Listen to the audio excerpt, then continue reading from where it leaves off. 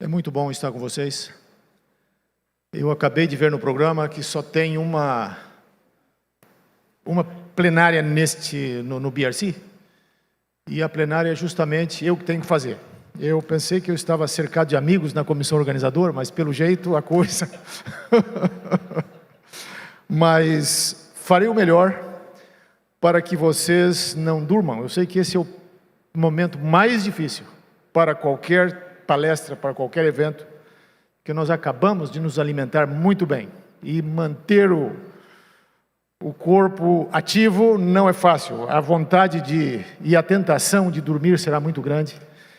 Mas vocês terão que me ajudar, porque eu não tenho uma coleção de piadas muito grande para poder manter vocês acordados. Então, eu vou ter que me ater ao meu script aqui, para a gente ter essa conversa. De fato, eu queria ter um diálogo com vocês, mas um diálogo não é possível quando uma pessoa fala e 300 estão ouvindo. Mas eu espero que pelo menos mentalmente esse diálogo ocorra, porque à medida que eu fale, vocês vão refletindo, vão pensando e vão concordando ou discordando com as coisas que eu vou falar aqui. E assim a gente pode ter um encontro assim um pouco mais produtivo. E como o título diz, o título obviamente ele é bastante retórico e ele não diz exatamente o que eu vou falar, porque o teólogo adventista entre a igreja e a cultura, se pode falar um monte de coisas aí com esse título. Mas eu quero ser específico agora naquilo que eu gostaria de abordar com vocês nesse momento. Em primeiro lugar, existe uma metáfora que eu quero utilizar aqui que talvez pudesse dar um certo direcionamento. Qual é o papel do teólogo adventista? Quando eu falo teólogo adventista, eu quero que vocês entendam, eu estou me referindo aqui a todos que estão aqui, né? Professores de teologia, editores, redatores, administradores, pastores, estudantes de teologia. Qualquer um de vocês que está aqui porque, de certa maneira, é um teólogo. Então, é para você que eu estou falando. Então, um teólogo que tem a responsabilidade de entender, de estudar a Bíblia, de refletir sobre Deus. Como ele se posiciona nos desafios culturais, sociais, filosóficos que nós estamos enfrentando? Qual a posição dele entre a igreja e a sociedade? Ou a cultura em transformação? Duas metáforas poderiam explicar isso. Uma, talvez alguns possam dizer, o teólogo deveria ser um muro, estabelecendo uma barreira, protegendo a igreja da cultura, para que a igreja não seja contaminada pela cultura ou pelas tendências errôneas da cultura. Talvez outros poderão entender bem, talvez o teólogo deveria ser uma ponte para fazer a conexão entre a igreja e a cultura, e assim levar a mensagem da igreja para a cultura. Se você tiver uma visão talvez mais missionária, mais missiológica, você vai pensar nesses termos. E talvez essas duas metáforas expliquem, de certa maneira, duas tendências que nós temos na igreja hoje. Se a gente fazer uma caricatura aqui e dividir, né, as tendências entre liberais e conservadores, eu diria, os conservadores acham que o teólogo tem que ser um muro, e você tem que impedir qualquer contato entre a igreja e a cultura, porque essa é a única forma de proteger a igreja. E o teólogo liberal, ele acha que a igreja tem que ser que o teólogo tem que ser uma ponte e trazer tudo que está na cultura para a igreja. Mas eu creio que há perigos e há verdades nas duas metáforas. Depois do que eu apresentar aqui, talvez a conclusão seja que nós precisamos ser um pouco muro, um pouco barreira de proteção, mas também precisamos ser uma ponte, porque a igreja não existe isolada do mundo, a igreja tem uma missão, e a igreja, em última instância, existe para cumprir a missão que Deus lhe confiou. Então, as duas metáforas têm problemas, mas as duas metáforas também são úteis. Tem 4 aspectos que eu gostaria de abordar agora. Que o primeiro ponto, eu quero falar um pouquinho sobre a Bíblia e sobre a teologia, ou especialmente sobre o papel da Bíblia na reflexão teológica. Depois eu quero falar sobre os desafios culturais do momento e como isso tem impactado, né, a teologia. Em terceiro lugar, eu vou falar um pouquinho sobre o desafio da missão e o compromisso teológico com a missão. E quero concluir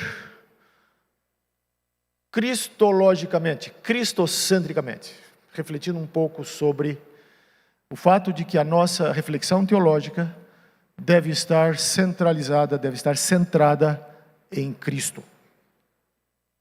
Tudo o que nós fazemos, tudo o que nós somos, deve, em última instância, levar as pessoas a conhecer e a se relacionar com Jesus Cristo. Então, esses são os 4 pontos que eu quero abordar, e eu vou começar então agora com o papel da Bíblia. Eu creio que este talvez seja um dos grandes e maiores desafios que nós enfrentamos hoje como igreja, do ponto de vista teológico, que é recuperar a centralidade da Bíblia na vida da igreja e na reflexão teológica. Porque hoje nós vivemos numa cultura, num momento de relativização, em que a Bíblia tem sido muitas vezes colocada de lado, em favor de outras correntes de pensamento, de outras teorias, de outras literaturas. E a Bíblia simplesmente ela tem sido abandonada. Isto já é um fato nas denominações evangélicas liberais. Eles já abandonaram a Bíblia há muito tempo.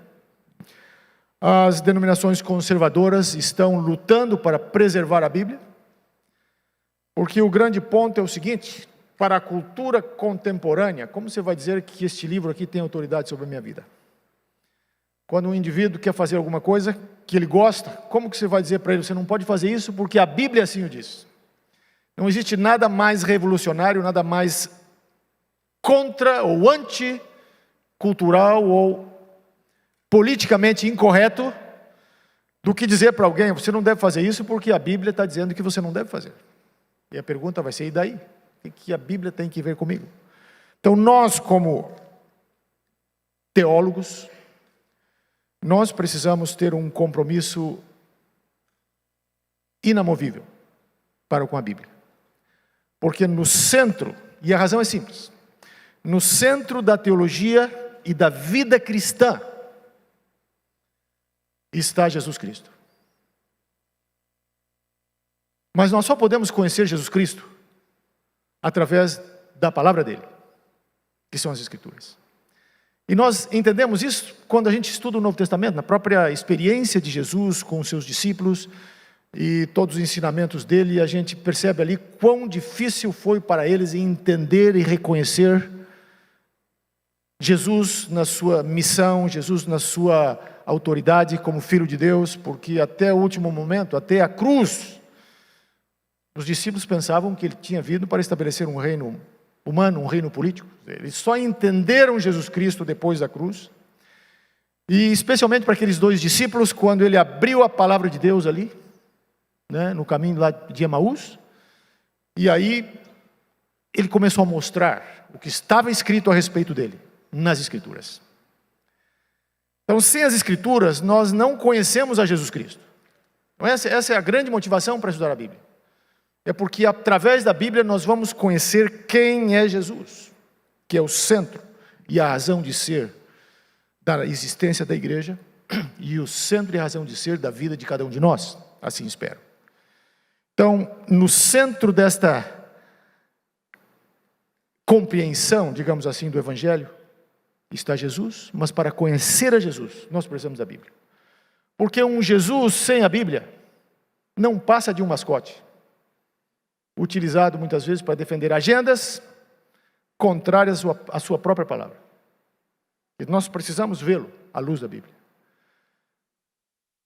Søren Kierkegaard, que é um famoso filósofo dinamarquês, ele disse uma vez que quando Jesus estava aqui na terra, se colocasse ali 100 espias acompanhando a Jesus cada dia, registrando cada ato que ele praticava, cada milagre que ele realizava, cada palavra que ele falava, e todos eles no final depois se reunissem para prestar um relatório, certamente nenhum deles ia concluir que Jesus era o Filho de Deus. Essa conclusão só foi possível porque ele cumpriu a sua missão, morrendo na cruz e explicando isso à luz da Bíblia. E obviamente com a ressurreição que legitimou tudo. Mas o ponto aqui é o seguinte: nós não podemos nos afastar da Bíblia como palavra de Deus e da interpretação da Bíblia de acordo com os padrões e parâmetros e regulamentos e regras e princípios que a própria Bíblia fornece. Porque hoje há muita tendência de utilizar a Bíblia e ler a Bíblia a partir de outras lentes hermenêuticas que não são tiradas da Bíblia mesma. E este é um grande desafio que nós enfrentamos hoje na erudição acadêmica atual, especialmente as ciências sociais. Hoje elas predominam. Qualquer estudo hoje da Bíblia, de teologia, feito nas universidades seculares, e mesmo em universidades muitas vezes denominacionais evangélicas, as pessoas vão colocar sobre a Bíblia uma lente sociológica, uma lente antropológica, e no final você vai sair do seu estudo da Bíblia provavelmente com a fé diminuída ao invés de aumentada. Eu li um livro recentemente de um autor americano, mas ele publicou pela Oxford University Press. E o título do livro, um livro de umas 150 páginas, é o seguinte: nós construímos a realidade. 2 pontos. Como as ciências sociais infiltraram a cultura, a política e o poder. Então, a tese central desse livro é justamente mostrar que as ciências sociais, elas hoje predominam em quase todas as áreas hoje da vida humana. Mas, ao mesmo tempo, a tese era também mostrar que as ciências sociais são lentes tendenciosas. E muitas vezes elas já pressupõem aquilo que elas querem provar. Então, de fato, a ciência social não é necessariamente uma janela para ajudar você a ver a realidade que está lá, que de outra forma você não veria. Mas é um par de lentes que produz uma certa cor e te faz ver a realidade daquela maneira. Porque aquilo já está embutido nas pressuposições e na metodologia das próprias ciências sociais. E eu não estou dizendo com isso que elas são inúteis, que elas não têm o seu valor em algumas áreas, mas o que eu quero dizer com isso é que quando a gente utiliza ciências sociais, ou quando a gente critica, ou a gente interage com as ciências sociais e com todas as tendências hermenêuticas contemporâneas, nós precisamos ter bem claro esta possibilidade. E este fato, digamos assim, de que as ciências sociais, a antropologia, por mais interessantes e neutras que às vezes elas possam parecer, de fato, elas trazem embutido uma agenda, que vai nos levar a ver a realidade de certa forma. E um exemplo que eu poderia dar para vocês, porque eu estou envolvido nisso agora, é o livro de Levítico. Né? Os ritos de Levítico e todo o sistema do santuário, essa tem sido a compreensão tradicional, histórica do cristianismo. Eles apontam para Cristo. Eles mostram e revelam aspectos fundamentais da cruz e daquilo que Cristo realizou para salvar a humanidade. Sem a compreensão, sem um sistema sacrificial do santuário, a cruz como que fica pendurada aí no ar. Você não entende exatamente o que está acontecendo ali. A dimensão sacrificial, a dimensão substitutiva, a questão da redenção. Sem o santuário, tudo isso aí fica muito confuso. Mas nas ciências sociais, quando estudam o santuário, especialmente a antropologia, elas estudam a partir de lentes antropológicas, onde os ritos de purificar o santuário não tem nada a ver com o pecado. Tem que ver apenas com a superstição dos antigos israelitas, que precisavam de alguma maneira resolver problemas com os quais eles não estavam acostumados, influenciados pela cultura deles. Então eles desenvolveram estes ritos para lidar com a vida.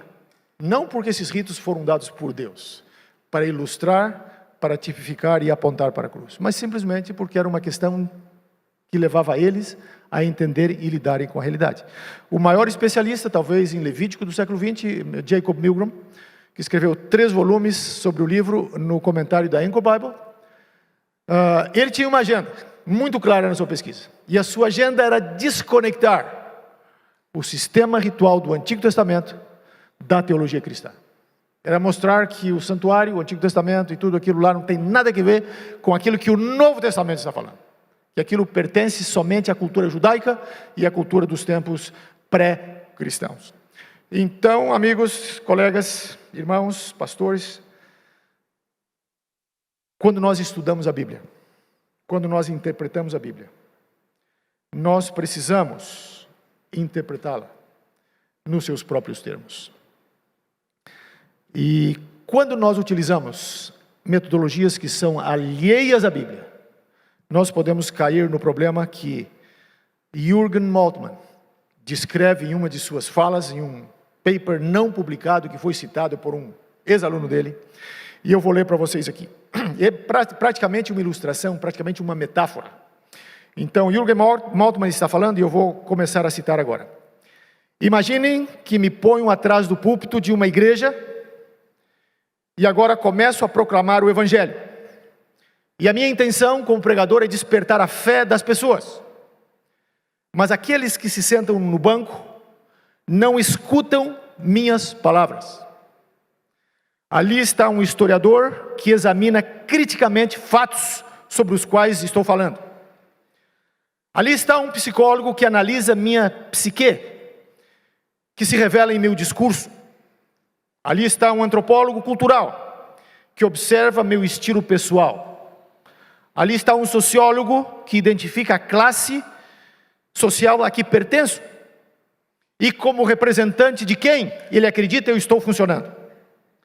Todos estão analisando a mim e meu contexto, mas ninguém está ouvindo o que eu quero dizer. E o pior, ninguém está discordando de mim, ninguém quer discutir comigo o que acabo de dizer. Fecha aspas. Então, isso ocorre frequentemente com a Bíblia.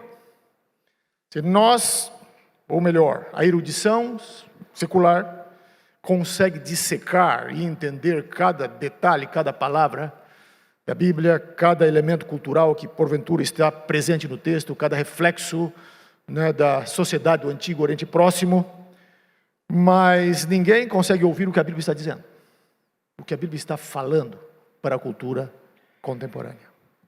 Então eu creio que essa metáfora, esta ilustração, esta retórica de Jürgen Moltmann nos ajuda a ver o perigo, né, de a gente utilizar métodos para estudar a Bíblia que não são derivados da própria Bíblia, que não respeitam as reivindicações que a própria Bíblia faz e apresenta sobre a sua própria autoridade. E de fato o próprio Jürgen Moltmann, que foi talvez um dos teólogos mais influentes do século XX, ele disse recentemente numa entrevista que ele está vivo ainda, está com 90 e poucos anos. Ele visitou o Brasil, eu creio que há uns 15 anos aí atrás. E ele disse o seguinte: se eu fosse recomeçar minha teologia hoje, uma coisa eu faria diferente. Eu prestaria mais atenção à Bíblia. Claro, a nossa teologia não é a teologia de Jürgen Moltmann, ele está numa outra linha de pesquisa, de pressuposições, mas o que ele falou acho que é muito certo. E mesmo ele, com a sua visão crítica da realidade da teologia, ele conseguiu entender, aos 90 e poucos anos, de que sem a Bíblia não existe teologia que vale a pena ser chamada de teologia. Então, meus queridos amigos, colegas, pastores, estudantes, administradores, não vamos nos esquecer de que a Bíblia é o centro e o fundamento da nossa reflexão. Tudo precisa começar com a Bíblia, ser normatizado pela Bíblia, porque sem a Bíblia nós estamos aí num mar sem leme, sem âncora, soprados por todo tipo de vento, de tempestade, e não teremos rumo, não teremos onde chegar. Então esse é o primeiro ponto que eu queria destacar nessa fala. O segundo ponto, eu queria falar um pouquinho sobre os presentes e correntes desafios que a cultura contemporânea está colocando diante da igreja e diante da própria teologia, diante da própria reflexão teológica. Nós estamos hoje vivendo uma cultura, ou seja, um movimento, um momento da sociedade que nós poderemos chamar de pós-cristã ou anticristã, o que é ainda pior. Que alguns historiadores e alguns antropólogos dizem que se divide a história, né, do mundo em 3 fases em relação ao cristianismo: a pré-cristã, a cristã e a pós-cristã. Então, quando os apóstolos estavam evangelizando e pregando, eles estavam confrontando uma cultura pré-cristã, que, de certa forma, estava a caminho de se tornar cristã, de receber o influxo, a influência do cristianismo. Então, havia oposição, havia perseguição, mas eles não conheciam o cristianismo. No momento em que muitos conheceram quem era Jesus Cristo e começaram a entender o que era o cristianismo, pelo próprio estilo de vida da igreja, dos apóstolos, dos pregadores, dos primitivos cristãos. Quando eles viram os cristãos sendo ou dispostos a morrer por Cristo, tudo isso foi impressionando e a igreja teve um sucesso extraordinário. Não foi muito difícil evangelizar a cultura, digamos, pré-cristã. Em poucas décadas o evangelho alcançou Roma, alcançou basicamente o mundo da época. Depois a cultura obviamente se torna cristã com a conversão de Constantino, o Império Romano que se torna depois cristão, e todos os desenvolvimentos que nós já conhecemos aí na Idade Média. Ellen White explica isso muito bem no Grande Conflito, etc. Mas nós hoje estamos vivendo o momento da cultura anticristã. Ou seja, é um desafio talvez ainda maior para nós hoje, porque essa cultura é uma cultura que já conhece o cristianismo, mas que está rejeitando o cristianismo. E é uma cultura que coloca todas as mazelas da humanidade na conta dos cristãos. E que considera o cristianismo como princípio, como filosofia, como mensagem, responsável pelas guerras, pelas tragédias do mundo. Isso a gente vê aí frequentemente na imprensa popular. Não necessariamente de eruditos, mas essa é a tendência da cultura. E nós estamos vivendo também num outro tipo de ser humano. Temos um outro tipo de ser humano hoje. O indivíduo hoje não é o mesmo da Idade Média, não é o mesmo da Antiguidade. Hoje é um outro tipo de... Em inglês a palavra é self.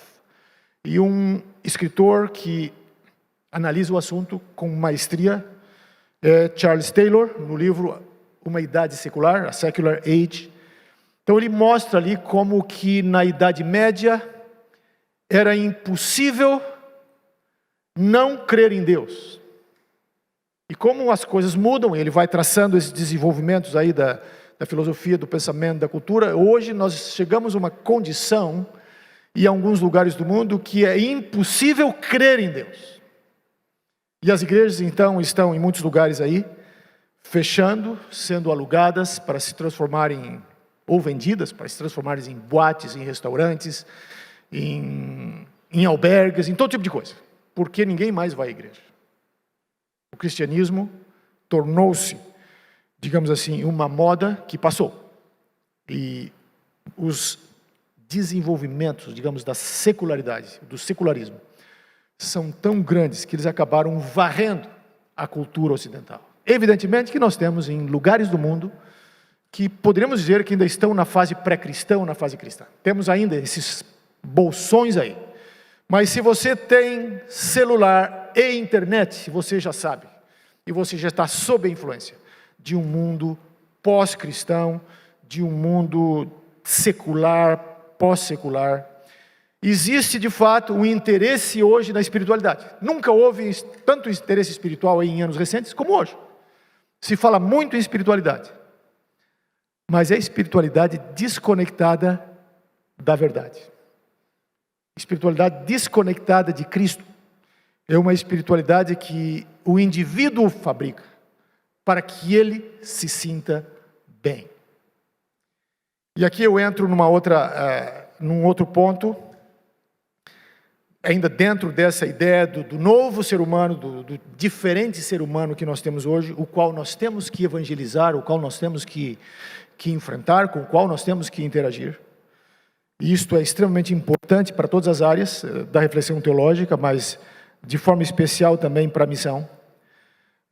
E talvez um dos indivíduos que melhor explica isso é um indivíduo chamado Philip Rieff. E ele escreveu um livro chamado, em inglês, The Triumph of the Therapeutic, ou O Triunfo do Terapêutico. Então ele fala nesse livro sobre diferentes tipos de seres humanos que existiram, né? Ele está escrevendo aí na década de 60, então ele não está muito preocupado com linguagem inclusiva. Então ele fala do homem. O homem Ele diz, no tempo da cultura grega, havia o homem político, né? A polis era importante, a identidade das pessoas era em função da polis. Depois, com o triunfo do cristianismo e tudo mais, agora você tem o homem religioso, que tem a sua vida centrada em Deus. Mas depois de Freud, depois do triunfo de Freud, e esse Philip Rieff é um dos maiores especialistas em Freud, especialmente na influência de Freud sobre a cultura, ele diz assim, agora nós temos o homem psicológico. O centro de identidade, de estabilidade deste homem é o sentimento. Porque ele não se identifica e não encontra razão para viver fora dele. Ele não se identifica com Deus, com a religião, com a família, com a sociedade, nem mesmo com a classe social. Para ele o mais importante é aquilo que ele está sentindo. Este é o homem psicológico. Ora, de uma perspectiva superficial, se você ler as Confissões de Santo Agostinho, se você ler o Salmo 51, você vai ver que mesmo os antigos tinham sentimentos. Eles tinham emoções. Só que há uma diferença. Você vai a Paulo, Santo Agostinho, Lutero, ou voltando um pouco, Salmo 51, Davi, todos eles expressam esse sentimento, essa angústia psicológica, muitas vezes, senso do pecado. Mas tem um detalhe.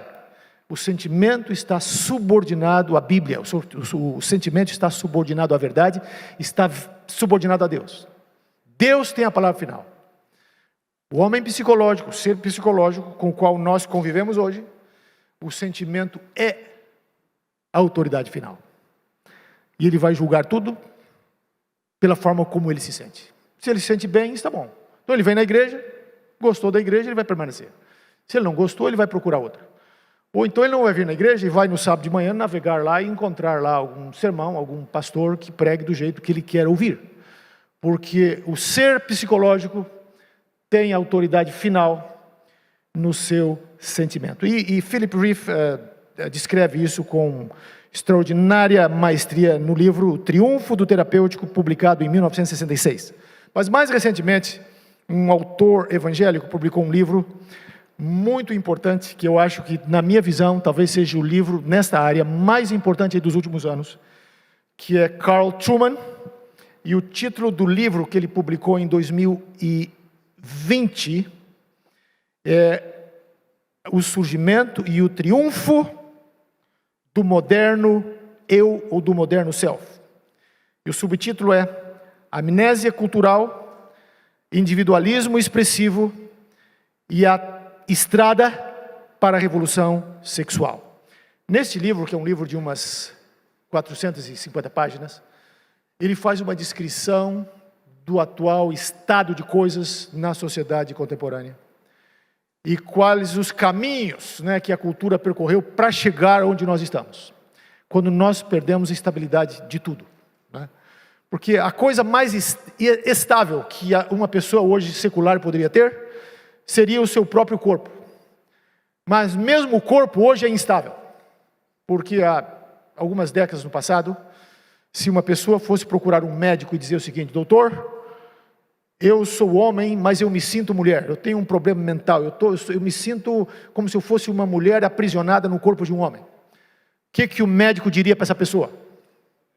Tem alguma coisa errada com a sua mente, vamos tratar o seu psicológico e vamos corrigir isso. Mas hoje é diferente. Quando uma pessoa procura um médico com essa preocupação, o médico vai dizer: o seu corpo está errado, vamos mudar o seu corpo. Vamos fazer uma cirurgia, vamos tirar o que não deve estar lá e vamos colocar outros pedaços aí. Se vai funcionar bem ou não, não importa muito, mas é assim que funciona a cultura contemporânea. O próprio corpo, que seria a estabilidade mais, digamos assim, elementar, desapareceu. A própria identidade. Então, alguns hoje já proclamam que quando uma criança nasce, dizem que o médico, então, atribui um gênero à criança. Pode um médico dizer: este é um menino, esta é uma menina, isto é arbitrário. Mais tarde, quando essa criança amadurece, então ela deve decidir o que ela quer ser. Então, essas são situações que nós enfrentamos hoje na cultura contemporânea, que estão afetando a vida da igreja, afetando a teologia de uma forma como nós jamais imaginaríamos em décadas passadas. Jamais sonharíamos que isso ocorreria, mas isso está ocorrendo hoje. E o que nós podemos fazer?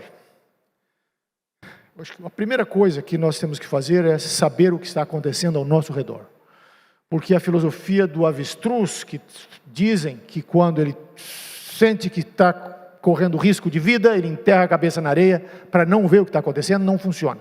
Então nós precisamos ler sobre o assunto, entender o assunto, e sobretudo ajudar aquelas pessoas às quais Deus nos colocou no caminho para influenciar. Sejam professores, aqueles que leem os nossos livros, aqueles que de fato dependem de nós para algum conselho. Nós precisamos saber o que está acontecendo na sociedade e precisamos avaliar isso de uma forma bíblica para que a gente possa, de fato, fazer a diferença. Que do contrário, eu vou dizer para vocês, essas ondas virão e elas vão varrer a igreja como estão varrendo a sociedade. Nós já estamos sentindo isso nas nossas próprias instituições de ensino, em alguns lugares, próprias universidades, porque hoje, o aluno de hoje é diferente do aluno de ontem. O aluno de hoje é uma pessoa sensível. Se você dizer para ele, isso que você está sentindo é pecado, a Bíblia não aprova, ele vai se sentir ofendido. Ele pode mover uma ação judicial contra você e dizer que você o agrediu. Ele vai dizer que isso é violência contra ele. Então, vivemos um momento de extraordinária dificuldade, desafios, mas também de grandes oportunidades, e eu vou falar sobre isso em seguida. Então, esse é o segundo ponto que eu queria enfatizar. O relógio não perdoa, mas os dois últimos pontos eu posso sintetizar nos minutos que faltam. O terceiro ponto que eu gostaria só de tocar aqui, bem de leve, porque eu creio que há pessoas aqui igualmente qualificadas para falar sobre esses assuntos, tanto quanto sobre os dois anteriores, sobre os quais eu falei, é a questão da missão. Hoje nós vivemos um momento de alguma confusão em alguns lugares sobre qual é a missão da igreja. É a missão da igreja proteger o ambiente, é a missão da igreja transformar a sociedade, é a missão da igreja apoiar certos partidos políticos para que certas mudanças sejam implementadas no mundo.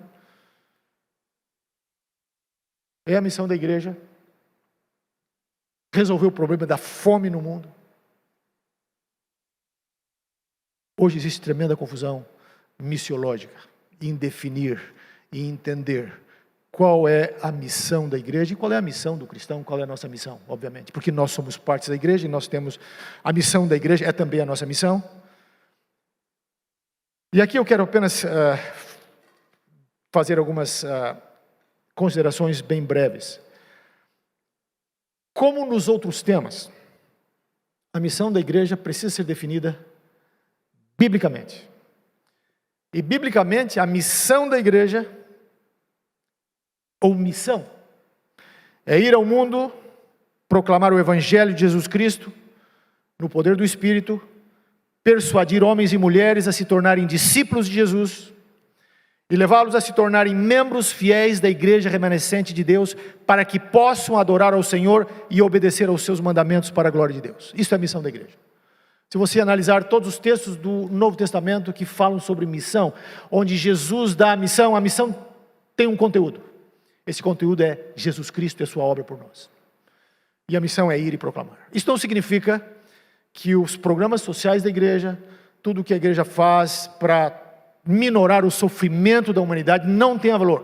Tem valor, é importante, precisamos continuar fazendo isso, e muitas vezes este é o único caminho para que a gente atinja o coração das pessoas, mas tornar essas coisas na missão da igreja cria uma distorção, porque em última instância toda a atividade da igreja, toda a atividade missiológica, missionária, precisa levar as pessoas a ter um encontro com Cristo e tomar a sua decisão. Aquela pergunta retórica, talvez retórica, que Pilatos fez para aqueles acusadores ali de Jesus, quando ele disse assim: que farei de Jesus, chamado Cristo? Então, é propósito da missão levar as pessoas a fazer essa pergunta e a agirem e a responderem. Depois que a gente fez todo o trabalho missionário, pelo menos apenas missionário, mas qualquer atividade, seja ela social, seja ela de ir lá no hospital, dar flores para os pacientes, de de ajudar as pessoas. Se a gente falhar em levar a pessoa a ter um encontro com Cristo e mostrar que existe um Cristo que morreu para salvá-la, a missão foi incompleta. Então, esta é a missão do ponto de vista bíblico. Eu sei que muitas pessoas não gostam de ouvir isso, e talvez em alguns lugares, aí, se eu falasse isso, eu seria apedrejado, mas eu acho que aqui o ambiente é mais amistoso, então eu estou falando, mas isto é missão. Missão é levar as pessoas a ter um encontro com Jesus Cristo. Se a gente falhar nisso, a missão estará incompleta. Finalmente, a nossa reflexão, a nossa teologia, precisa ser uma teologia centrada em Jesus Cristo. Nós temos muitas competições no mundo hoje. É muito complicado hoje você muitas vezes até atrair pessoas para a igreja, porque você tem que competir com outras atrações da internet. Quem é professor sabe hoje, dependendo do nível, dependendo da área, dependendo da aula, quão difícil é atrair a atenção dos alunos para o que você tem que dizer. Porque eles têm internet, eles têm o Google, eles encontram o que eles querem. E para, em certos ambientes, contar uma história da Bíblia para as crianças é complicado, porque elas estão tão hiperativas, tão acostumadas à tela de computador, que muda a todo momento, que é muito complicado, porque nós temos competições de todo tipo com o Evangelho. Mas eu quero dizer uma coisa para vocês: não existe nenhuma competição para Cristo. Quando nós tornamos a Cristo o centro da nossa mensagem, da nossa proclamação, da nossa reflexão, a vitória está assegurada. Filipenses 2,9 diz: por isso também Deus o exaltou sobremaneira, e lhe deu o nome que está acima de todo nome. Então esse é Jesus. Quando a nossa reflexão teológica leva as pessoas a Cristo, as pessoas vão entender, vão gostar. Aqueles a quem Deus está chamando vão atender. E tem uma experiência interessante que me chamou muito a atenção quando eu li a respeito. O teólogo ou escritor, erudito, intelectual norueguês Henry Nouwen. Esse é um famoso escritor, escreveu vários livros. Um dos livros mais famosos que ele escreveu foi O Retorno do Filho Pródigo. Mas Henry Nouwen foi convidado para dar aula de teologia aplicada em Yale, talvez a universidade uma das mais seculares dos Estados Unidos. E na época ninguém valorizava a teologia aplicada. A teologia aplicada era simplesmente alguma coisa que estava lá para cumprir o currículo, especialmente nessas universidades seculares, onde você tem alunos ali de todo tipo de disciplina. Então, ninguém dava bola para aquele negócio. Então, convidaram Henry Nouwen. Ele foi lá dar aula de teologia aplicada. E, de repente, os alunos começaram a fluir para a classe dele. Todos queriam fazer a classe dele. Todos queriam se matricular na classe dele. Aquelas pessoas secularizadas, consumistas, e estava tudo na classe dele. Foi um sucesso tremendo a classe dele. O que ele fazia? Qual o segredo do currículo dele? Perguntaram para ele, ele disse: não faço nada aqui a não ser falar de Jesus para os estudantes. E à medida em que ele falava de Jesus para eles, mais eles queriam aprender sobre Jesus. E ele fez tanto sucesso em Yale, que depois o convidaram para Harvard. E aí ele fez a mesma coisa em Harvard, e mesmo sucesso lá. E depois de um tempo, refletindo, ensinando sobre Cristo, ele sentiu o desejo de viver um pouco mais como Cristo viveu. E esse é um risco. Quando você começa a meditar sobre Cristo, e a estudar sobre Cristo, e a ler sobre Cristo, você vai querer viver como ele viveu. Então, Henry Nouwen decidiu ir para o Canadá, participar de aliás, como voluntário, num lar de pessoas, de crianças deficientes. E ele queria fazer um estágio e ficar lá um tempo. E ele foi para lá, e eles o puseram para cuidar de um jovem chamado Adão, que tinha tremendas deficiências de ordem motora e de ordem intelectual, de ordem mental. Então é preciso 2 ou 3 pessoas para poderem cuidar de Adão, para dar banho nele, para dar comida para ele. E ele conta na sua biografia, lá no seu texto, que era preciso que as pessoas que cuidavam de Adão se dessem bem entre elas, porque sempre havia tensões, né? Quando você tem muita gente atrapalhando no momento de angústia, a tendência é um brigar, um discutir, um não aceitar o que o outro está fazendo, ou querer fazer do seu jeito. Mas eles chegaram à conclusão de que eles teriam que se dar muito bem para que Adão pudesse viver. Então, quando você reflete, quando você torna Cristo o centro da sua reflexão teológica, o centro da sua erudição, em algum momento, você vai querer viver como Cristo. E este é o sonho de Deus para a igreja. Esse é o sonho de Deus para cada professor, para cada teólogo, para cada pastor, para cada estudante de teologia, para cada administrador, para cada redator, é que nós conheçamos tanto de Cristo, que vai chegar o ponto em que nós vamos querer viver como Cristo viveu. Que Deus abençoe vocês.